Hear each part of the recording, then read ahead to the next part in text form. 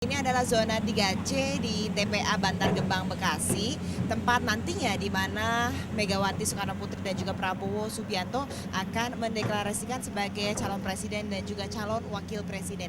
Jika Anda lihat di sini sedang dilakukan persiapan untuk nantinya deklarasi pada tanggal 24 Mei mendatang, hari Minggu, sekitar pukul 2 sampai pukul 4 sore nanti. Dan saat ini tanahnya masih becek sekali karena baru saja ada hujan, kemudian saat ini sedang dipadati dengan batu-batu agar nantinya memudahkan tamu-tamu yang kira-kira sekitar 10.000 orang akan mendatangi tempat ini. Mulai dari rakyat miskin, nelayan, petani, buruh, kemudian juga ada tokoh-tokoh seperti mantan Panglima Remizat Rakudu, mantan Kasat Remizat Rakudu, kemudian Kiai Haji Hasyim Muzadi, kemudian mantan Mensesnek Murdiono, dan juga seluruh partai politik juga diundang di tempat ini, termasuk Partai Demokrat, walaupun belum memberikan konfirmasi. Dan saya berbicara dengan Ketua Panitia dari yang menyelenggarakan acara ini dari PDIP, Arya Bima, yang menyatakan bahwa seluruh biaya untuk persiapan dan untuk deklarasi tempat ini hanya mencapai sekitar 412 juta rupiah. Dan itu pun secara gotong royong dikumpulkan baik dari PDI Perjuangan maupun dari Gerindra secara sukarela dari caleg-caleg, seperti ada yang menyumbang konsumsi, kemudian menyumbang transportasi, dan menyumbang tenda-tenda. Dan pemirsa, saya akan sedikit cerita soal tenda-tenda ini. Rencananya sebelumnya mereka akan menggunakan bambu-bambu agar terlihat lebih menyatu dengan rakyat. Namun karena setelah protokol pengamanan melihat bahwa angin bertiup kencang sekali di daerah ini, maka mereka mengganti seluruhnya dengan besi-besi. Dan jika Anda lihat di sini ada 4 tenda. Nantinya itu ada tenda utama tempat deklarasi akan diberlangsung, kemudian 2 tenda lainnya adalah untuk paduan suara dan juga band, dan tenda lainnya lagi adalah untuk hiburan. Dan nantinya juga banyak sekali pengamanan akan dilakukan ekstra ketat untuk jalan masuk ke tempat ini. Ini adalah tanah milik TPA Pembuangan Sampah PT Gondang Jaya dan digunakan oleh PDI Perjuangan dan juga Gerindra. Dari Bantar Gebang, Bekasi, Andini Effendi, Nugroho, Metro TV.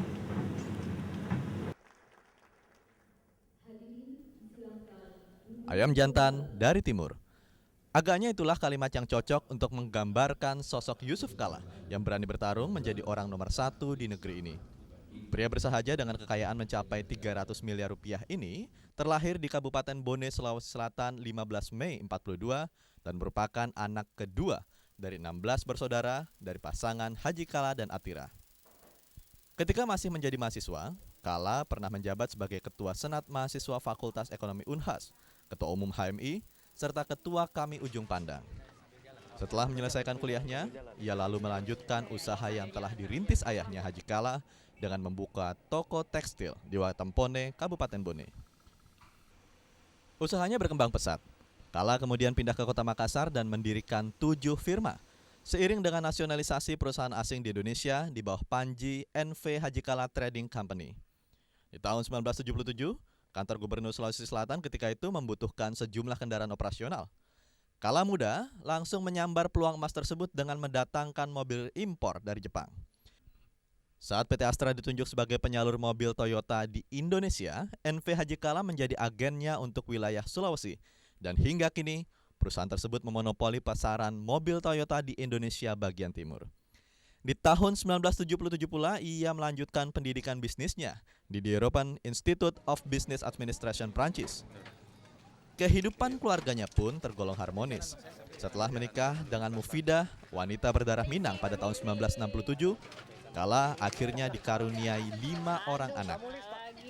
Pada tahun 1999 hingga 2001, untuk pertama kalinya, Kala menjadi seorang birokrat dengan menduduki jabatan sebagai Menteri Perindustrian dan Perdagangan di era Presiden Abdurrahman Wahid alias Gus Dur. Setelah Gus Dur lengser dan digantikan Megawati, Kala dipercaya sebagai Menko Kesra hingga akhirnya kabinet ini menyelesaikan tugasnya pada tahun 2004. Selanjutnya di tahun 2004 pula, dengan jargon Bersama Kita Bisa, Yusuf Kala berduet dengan SBY maju dalam pemilihan presiden secara langsung dan akhirnya terpilih sebagai pasangan presiden dan wakil presiden periode 2004-2009. Seiring dengan waktu berjalan, keharmonisan SBY-JK pun berakhir sudah. Setelah berbagai upaya pendekatannya untuk melanjutkan duet dengan SBY tidak bersambut, JK akhirnya memutuskan untuk maju sebagai calon presiden dengan menggandeng Wiranto sebagai cawapresnya. Tim Liputan Metro TV. Diah Permata Megawati Setiawati Soekarno Putri atau yang lebih dikenal dengan Megawati Soekarno Putri lahir di Yogyakarta 23 Januari 1947. Sejak kecil Megawati sesungguhnya tidak akrab dengan dunia politik. Justru Bung Karno lebih sering meminta Megawati menari bagi tamu-tamu negara. Namun nasib berkata lain. Pertengahan tahun 1980 atas prakarsa Ketua DPP Partai Demokrasi Indonesia PDI ketika itu Suryadi, Megawati resmi terjun ke dunia politik. Dalam Kongres Luar Biasa di Surabaya, Jawa Timur, Desember 1993, Megawati terpilih sebagai Ketua Umum PDI mengungguli Budi Haryono. Namun pemerintahan Soeharto ketika itu menolak mengakui keputusan KLB Surabaya. Pemerintah kemudian berhasil memfasilitasi penyelenggaraan Kongres Luar Biasa di Medan, Sumatera Utara yang kembali menobatkan Suryadi sebagai Ketua Umum PDI. Kepengurusan ganda pun terjadi di tubuh PDI, hingga pecah kerusuhan 27 Juli 1996 yang banyak memakan korban jiwa. Pasca tumbangnya rejim Orde Baru, Megawati mendirikan PDI Perjuangan yang berhasil memenangkan pemilu 1999 dengan meraih 30% suara. Namun kemenangan ini tidak lantas memuluskan langkah Megawati menjadi presiden. Megawati harus rela menjadi wakil presiden mendampingi Abdurrahman Wahid. Megawati mengambil alih posisi presiden dalam sidang istimewa MPR 23 Juli 2004. Pada pemilu 2004, Megawati mencalonkan diri menjadi capres berpasangan dengan Ketua Umum PBNU Kiai Haji Hasyim Mujadi, namun dia kalah dan harus mengakui keunggulan pasangan SBY-JK. Tim Liputan, Metro TV. Pria santun bertubuh tinggi besar ini lebih dikenal dengan sebutan SBY, sebuah akronim dari namanya yang cukup panjang yaitu Susilo Bambang Yudhoyono. SBY terlahir sebagai anak tunggal dari pasangan Raden Soekotjo dan Siti Habibah pada tanggal 9 September 1949 di Pacitan, Jawa Timur. SBY memulai karir militernya pada tahun 1970 dan di tahun 1973 menjadi lulusan terbaik di angkatannya dengan memperoleh penghargaan Adi Makayasa dan Trisakti Wiratama yang merupakan prestasi tertinggi gabungan mental, fisik, dan intelektual. Militer yang cerdas dan pembelajar ini hampir sebagian besar karirnya mulai dari Letnan II hingga Kolonel berada di Kesatuan Kostrad. Mulai dari Komandan Peleton Yonif 330 Kostrad, lalu Danki Yonif 330 Kostrad hingga akhirnya menjadi Komandan Brigade Infanteri Linut 17 Kujang 1 Kostrad di tahun 1993 hingga 1994. Tidak hanya itu, dalam rentang perwira menengah, ia pun pernah menjadi Paban Muda Ops SWAT, Komandan Sekolah Pelatih Infanteri, Paban Madialat Ops Kodam 9 Udayana, dosen Seskuat hingga koordinator Sespri Pangap. Karir militernya bersinar terang setelah menjabat sebagai Danrem 072 Pamungkas Kodam 4 di Penogoro. Tak lama kemudian, bintang 1 pun tersemat di pundaknya sebagai Chief Military Observer UNPF di Bosnia-Herzegovina. Di tahun 1996, selama 5 bulan, ia menjabat sebagai Kasdam Jaya mendampingi Sutioso sebagai pangdamnya. Di masa itu pula terjadi tragedi Sabtu Kelabu 27 Juli 1996 yang merupakan perebutan pucuk pimpinan PDI antara kubu Megawati dan Suryadi. Di tahun yang sama pula ia mendapatkan promosi Bintang 2 sebagai Pangdam 2 Sriwijaya, kemudian di tahun 1998 menjadi Ketua Fraksi ABRI MPR. Dan akhirnya Bintang 3 tersemat di pundaknya ketika menjabat sebagai Kepala Staf Teritorial ABRI 1998 hingga 1999. Di masa pemerintahan Gus Dur, pria yang memiliki kekayaan sebesar 7 miliar rupiah ini menjabat sebagai Mentamben dan di era Megawati menduduki posisi sebagai Menko Polkam. Bersama koleganya Yusuf Kala, tahun 2004 ia maju ke Pilpres dan menjadi presiden ke-6 negeri ini. Pernikahannya dengan Kristiani Herawati, putri Letjen Sarwo Edi Wibowo melahirkan 2 orang putra. Si sulung bernama Agus Harimurti Yudhoyono yang memilih karir sebagai militer. Dan si bungsu, Edi Baskoro Yudhoyono, kini terpilih sebagai anggota DPR dari Partai Demokrat yang didirikannya. Tim Liputan, Metro TV. Selain heboh, poinnya ambigu ya Pak ya? Ambigu ya, terus terang. Dalam hal masih terdapat sisa kursi setelah dilakukan penghitungan tahap kedua. Jadi bukan hanya pada dapil yang ada sisa kursinya Iya, ya Pak jadi ya? seluruh sisa suara untuk menentukan BPP DPR yang baru.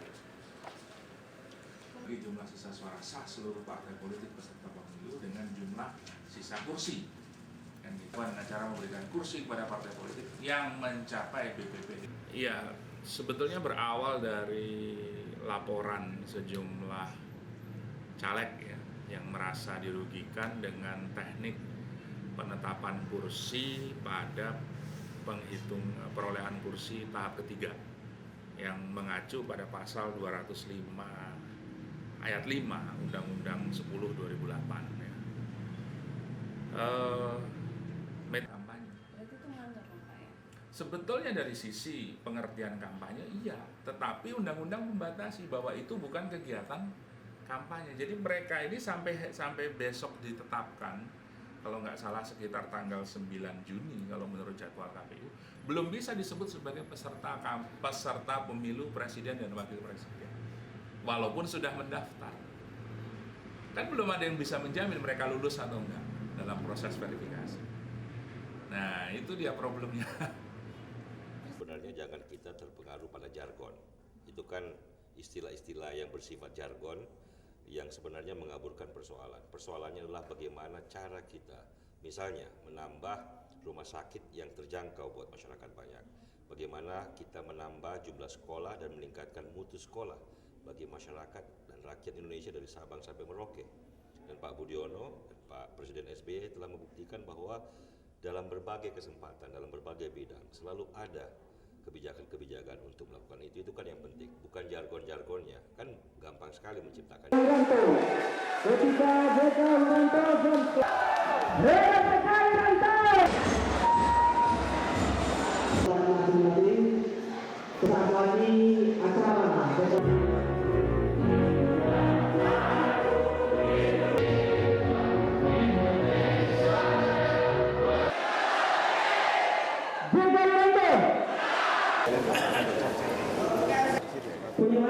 langsung Pak, tanda tangan dulu Pak.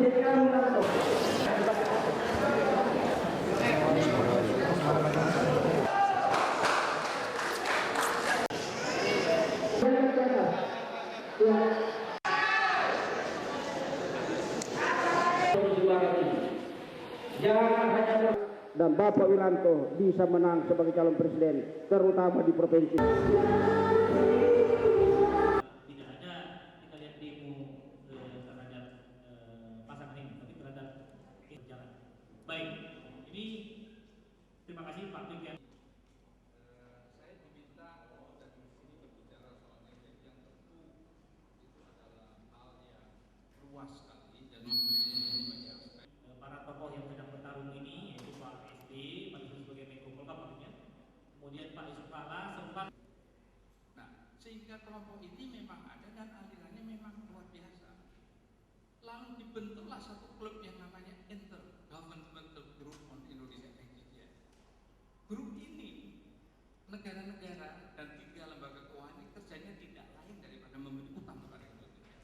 Jadi lucu, sejak tahun 60 Indonesia itu disuruh berhutang pada negara ini tahun demi tahun. Katanya Anda dari hasil pajak Anda 100% mesti dipakai untuk anggaran rutin. Kalau namanya membangun jembatan, membangun apapun juga harus tetap dari kami.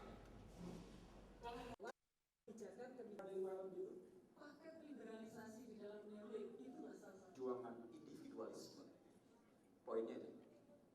Saya ulang, sejarah neoliberal adalah sejarah perjuangan paham individualisme, paham liberalisme tentang bagaimana sejarah perjuangan tegaknya. Jangan salah ketika kita bicara kebebasan, berarti satu tujuan, Amerika. Bagaimana sejarah individualisme dan liberalisme dan seterusnya sampai bicara tentang globalisasi. Artinya mereka sedang bicara yang namanya paham. Dengan tidak melupakan pertanyaannya ya tadi ya, kaitannya dari Pak Budiono ya, nggak apa-apa. Nah, kalau itu karena strukturnya memang begini. Gimana politisi dan birokrasi? Di negeri tempat itu diterbitkan sana, politisi isi dari kajian saya melihat menyeluruh. Intinya satu, intinya 1999 Budiono bersama Bambang SBY, dia hanya nurut kepada SBY-nya saja. Gitu ya. Dengan kata lain, karena wakil presiden itu tidak akan diberi kekuasaan soal ini. Ada jeda. Ini ada ngomong karena susah ini bisa ngomong akeh.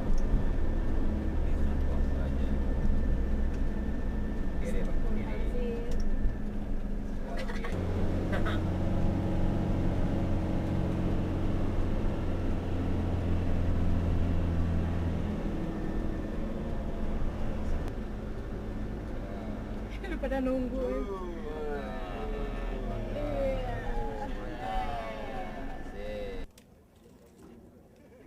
Temakan mengenai evaluasi kami terkait dengan logistik ketika pemilu presiden yang akan datang.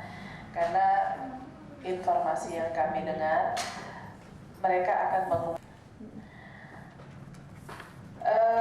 dalam rilis kami, Bawaslu kali ini dalam mengawasi logistik pemilu presiden, kami agar logistik pemilu presiden kali ini masih sudah berjalan ya ketika pemilu legislatif. KPU tidak dalam pengadaan logistiknya. Untuk mempersingkat waktu, saya akan membacakan rilis kita. Intinya aja ya. Jadi kalau ini adalah agar KPU tidak memilih perusahaan yang bermasalah pada pemilu legislatif kemarin maupun pemilu pada tahun 2004 ya, ataupun pemilu pada pilkada-pilkada. Pelaksanaan pemilu presiden dan wakil presiden tinggal 49 hari lagi, sehingga pengadaan logistiknya harus kita awasi. Ya ampun ya. Iya. Di belakang ini Pak. Iya Pak, sini Pak. Oh, jadi masing-masing toko juga punya pabrik, itu punya apa? Sambil jual punya pabrik. Dia punya pabrik sendiri. Satu kodi besar, ya ada KKS jadi Pekalongan. Buat sini dong. Oke, cukup. Ya, oke.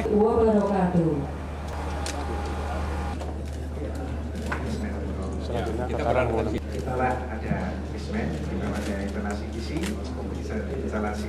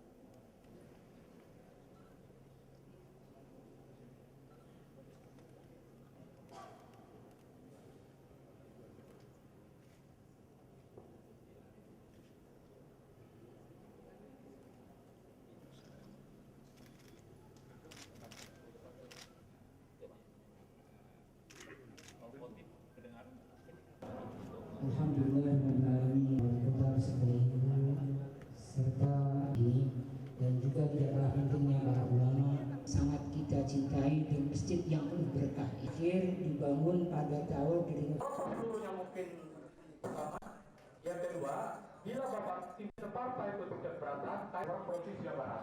Yang mohon berkenannya bendera atribut partai, baik aktornya, maka kita bagi yang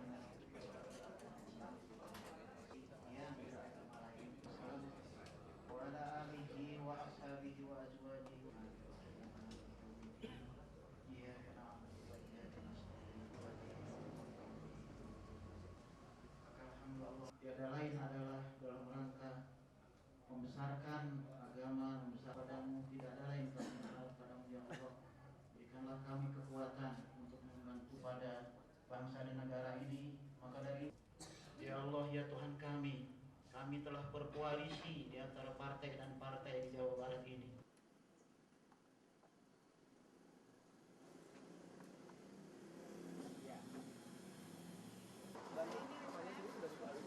Dana kampanye juga termasuk. Agendanya apa, Pak?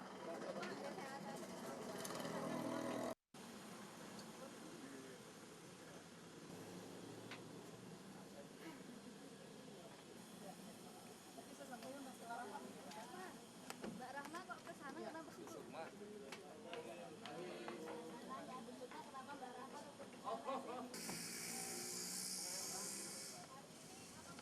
Rapat pertama tim pemenangan Presiden Mega Prabowo, dan rapat ini tentunya merumuskan beberapa hal terutama berkaitan dengan visi misi yang akan dilakukan oleh pasangan ini. Yang kedua, persiapan untuk menghadapi deklarasi pada hari Minggu jam 2, dan juga siang nanti jam 3 Ibu akan tampil di acara Kamar Dagang Indonesia untuk menyampaikan visi misi hal yang berkaitan dengan ekonomi. Jadi itu.